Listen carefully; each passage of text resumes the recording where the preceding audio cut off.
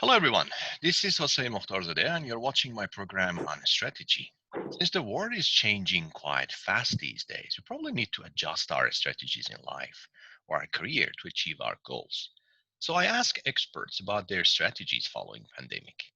I'm very happy to introduce you to Associate Professor David Ackland from the University of Melbourne.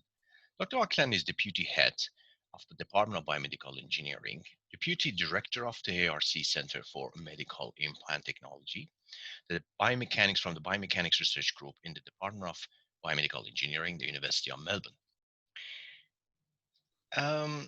Also recently received an amazing fellowship, future fellowship from the Australian Research Council.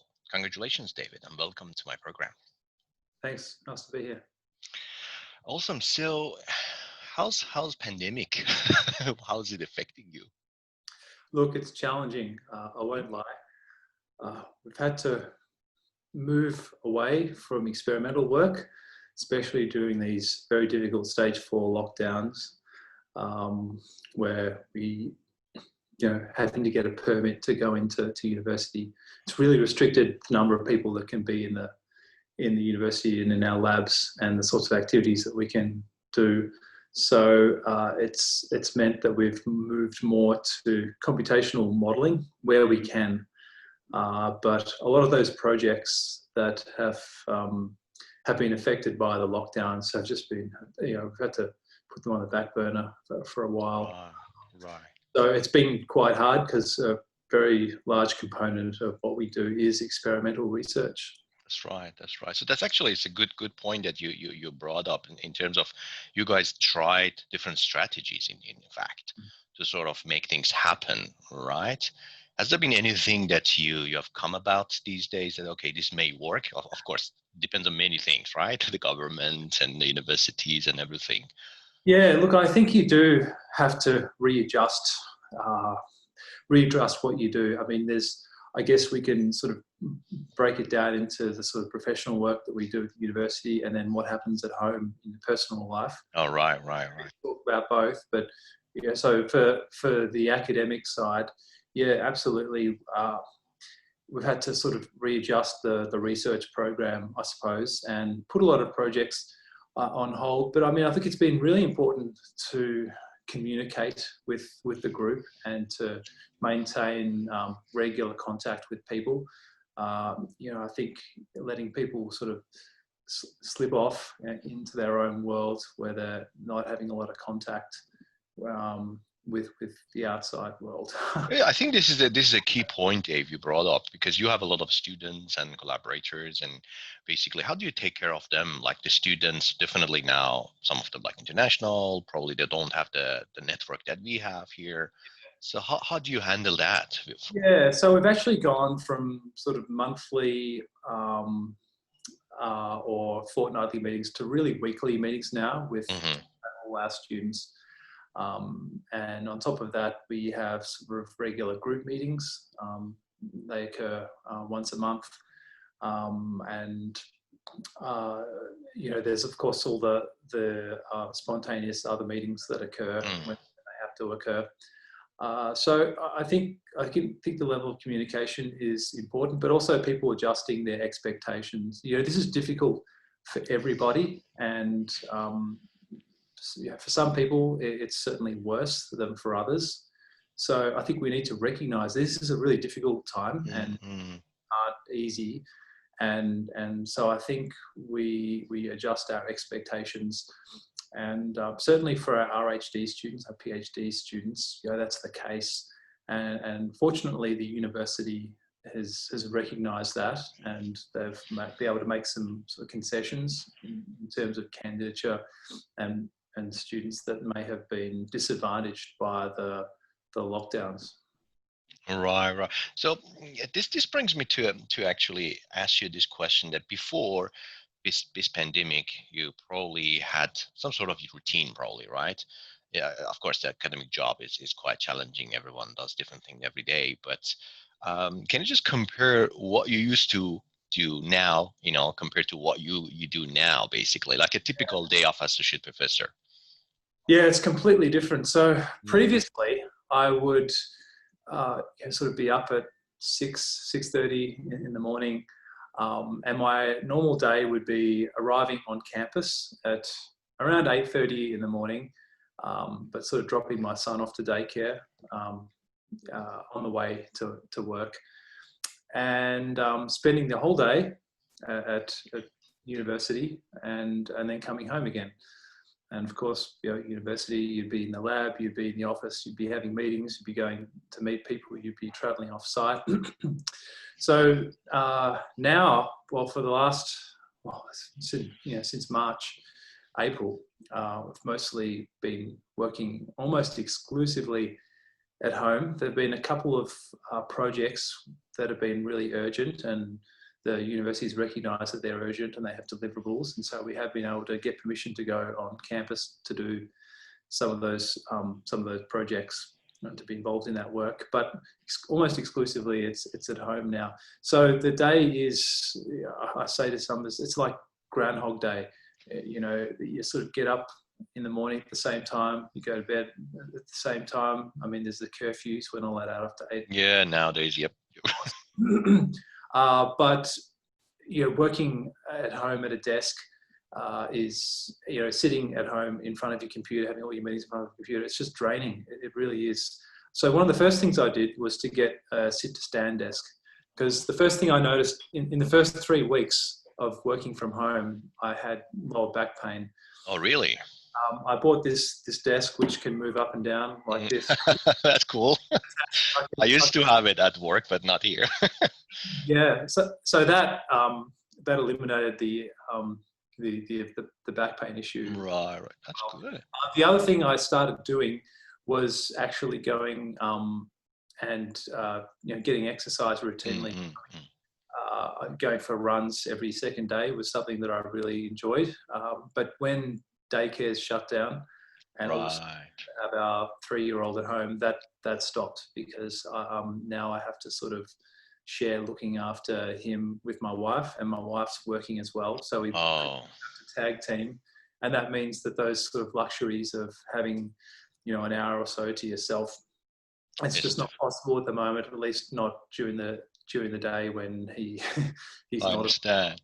I think it's very difficult for people who have kids like yourself, and I think it's even more difficult for women than the rights. I'm hearing a lot, so because they have not just basically taking care of, it's just a close relationship with their kids, and plus the outside world if they want to communicate.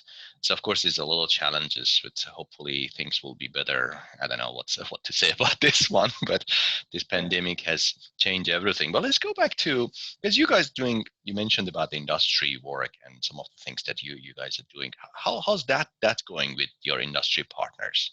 Yeah, with industry, it's difficult to generate sort of new contracts and to achieve deliverables at the current time, just because so much of what we're doing is restricted. So it is challenging, sort of from the practical standpoint, but financially also companies are they're sort of slimming up their budgets a little bit. This pandemic is affecting really everybody, but also some of the large multinational companies. And so there's less money to spend on research projects, grants, sort of consulting. Typically, the strategy with industry funding in my area, which is in orthopedics, is to team up with a clinician. And so the clinicians really have the ties and make the money for the companies usually through using their products. And so we have still been able to pick up a few sort of contracts in the current times, but yeah, certainly for the really big projects, it's certainly more challenging. It's quite a different environment. Yeah, I agree. So it's, of course, the funding, the issues with all the challenges the companies going through themselves is huge, But is there anything that people actually trying these days? Because the thing is, this will pass, right? It will be maybe 1 year, 2 years. I don't know how many years, but basically we know that it's not going to be forever, right? So what are the things that people like yourself, or you think that other people who are doing managerial leadership position they should be doing so that this would be sort of accelerated toward the positive side, Yeah, I mean, I think sort of things I have in mind are probably independent of the current circumstances, because that would apply at any time, whether there's a pandemic or not, in terms of generally, how to survive in academia and the right decisions to make. And very quickly, when I started my academic appointment, I learned who are the people that I should be close with and who are the people that I probably don't need to rely on at all and could possibly even avoid. And so that was something that you do figure that out very quickly.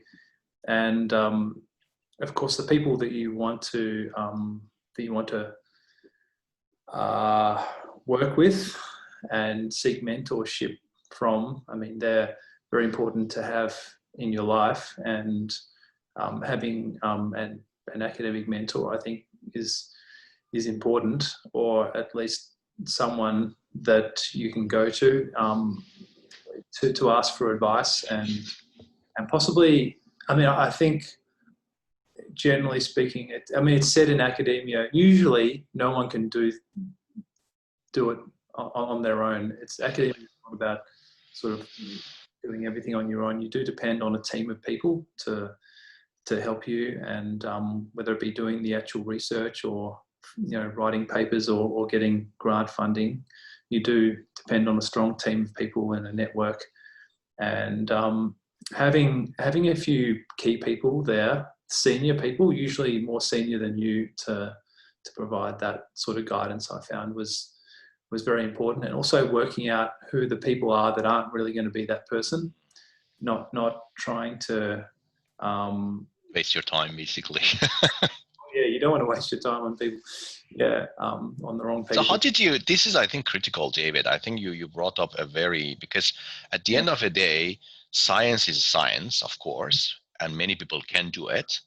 But it's, you see that certain people can do it. Even in the world that you see, like people who are doing amazing things, they definitely say, oh, we were a team. They don't say, oh, I did it myself, So what are the key things for people, let's say, because we are dealing with, have a group started, MSc ECAN, or Early Career Academic Network, and all the people from A to C can join that.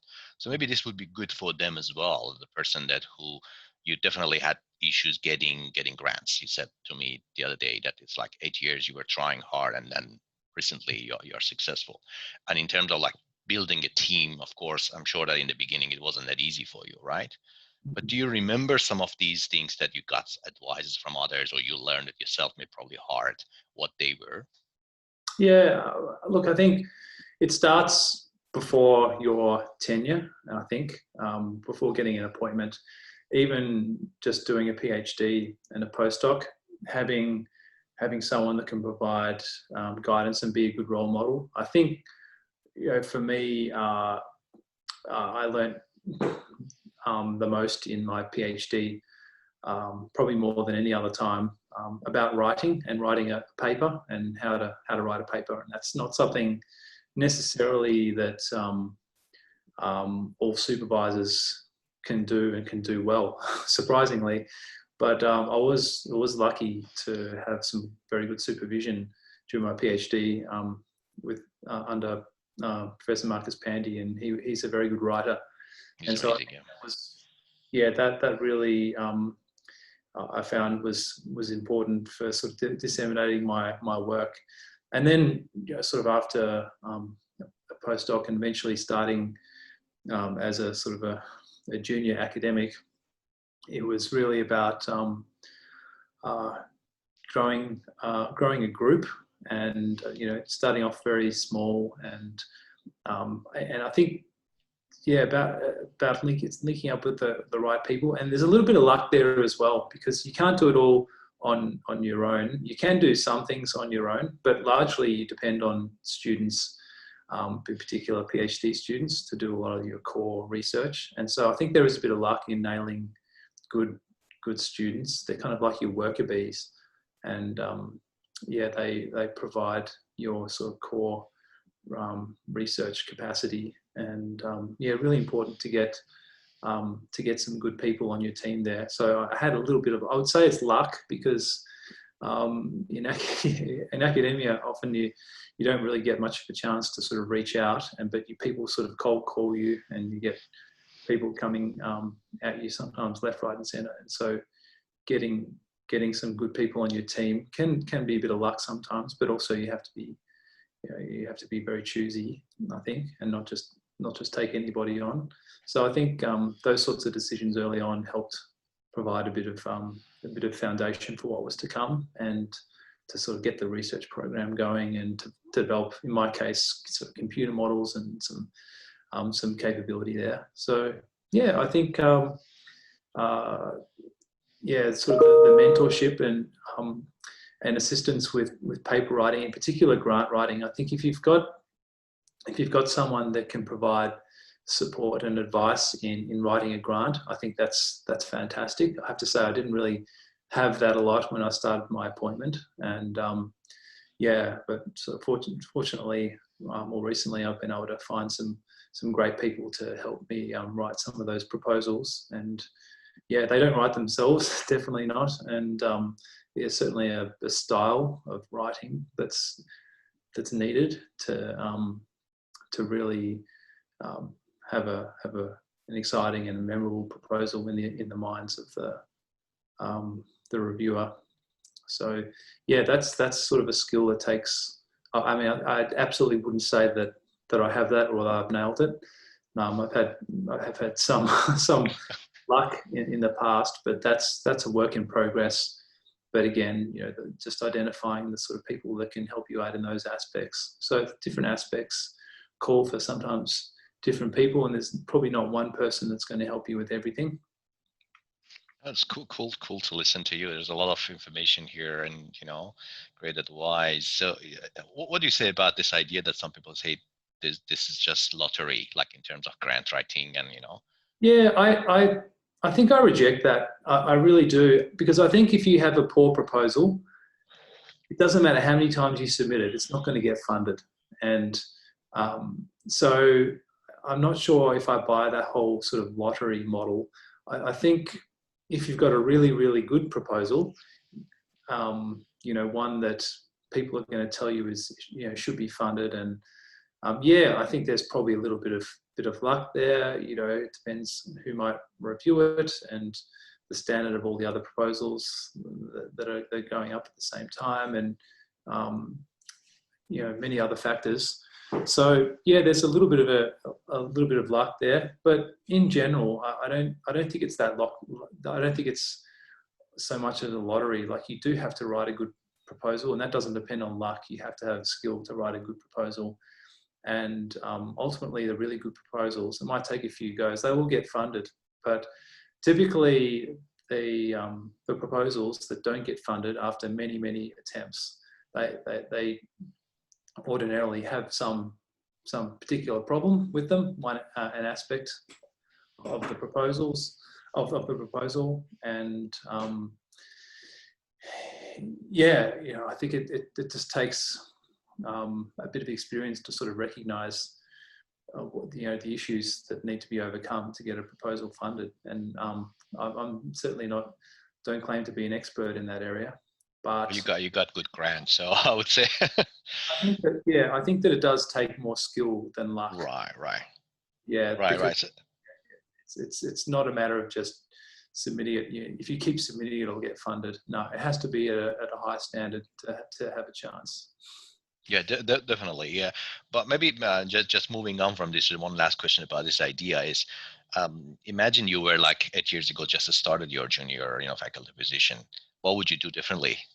Maybe one or two ideas. Yeah, look, I think I would. I probably would have focused on a few different research areas that I know were going to be sort of growth areas. If I could go back and do everything over again, I sort of followed my passion at the start and focusing on certain areas of shoulder biomechanics. But I think there were other more up and coming areas, perhaps areas that could be applied to other parts of the body. And I think I probably, you know, in retrospect, perhaps could have, could have focused on some different areas and challenges rather than some very specific work that I was interested in.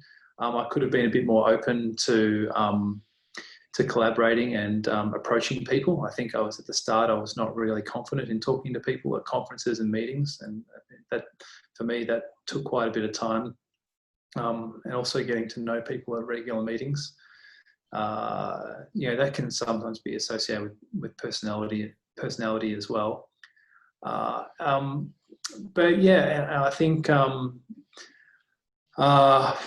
perhaps I perhaps could have been a little bit more selective with who I chose to work with early on, and you know, could have made some different decisions there. I think I was a bit naive in who the right people were to collaborate with back then.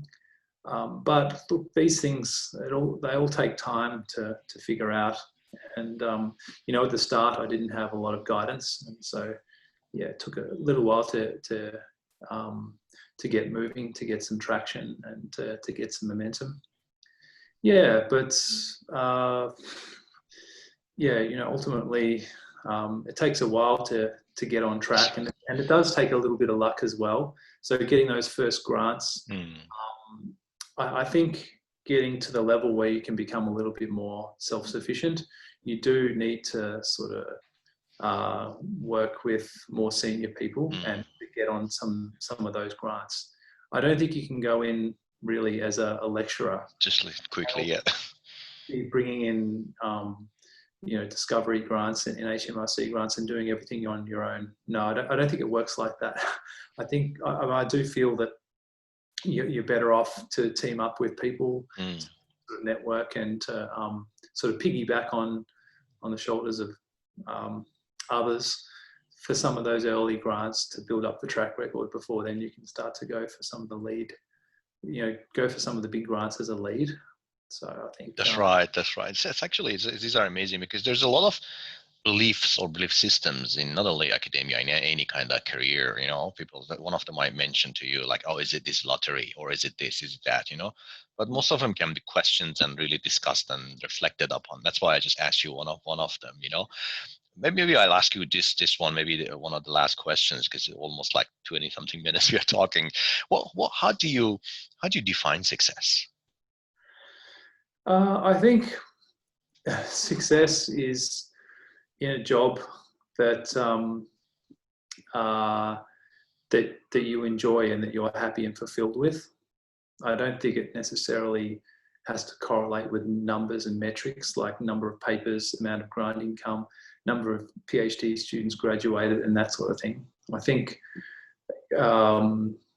you know, you can be successful in a number of different ways, and it depends on what you define to be success. And I think some people define success as being recognised. So if you become a head of a department or a lab head, you know, that can be a form of success. Or maybe if you get a big grant, that can be a form of success. But ultimately, you have to have some form of self-fulfillment, I think, and yeah, be doing the things that you want to do and having those things work out for you. And it doesn't happen overnight. It doesn't happen in a year. It takes many, many years in academia for that to happen. And yeah, and you know, you always, the more you get, the more you want, and the bigger you dream, I think. So it's a never-ending journey in academia.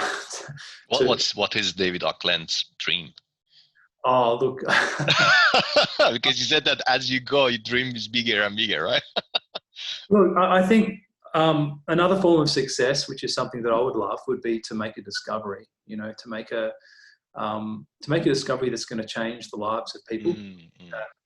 That's a fabulous measure of success, that people instantly recognize. And I think that can be a really fabulous attribute of somebody, to immediately say that. And that, to me, that stands out above any grant or number of papers.